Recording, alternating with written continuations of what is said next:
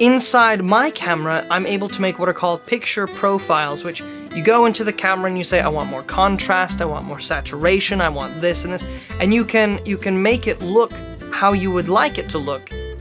right in camera. This is really, really helpful because usually when I'm doing video messages, I will take the footage, put it into the computer, and I'll tweak some things. I'll tweak the coloring, I'll put more contrast, I'll do what I can to make it look amazing, and then I'll master it and send it off to the client. However, when you're doing live video calls, you don't want your footage to look all washed out or desaturated, you know, and make it look like it's a rough draft. You want to have everything in camera looking fantastic. Now,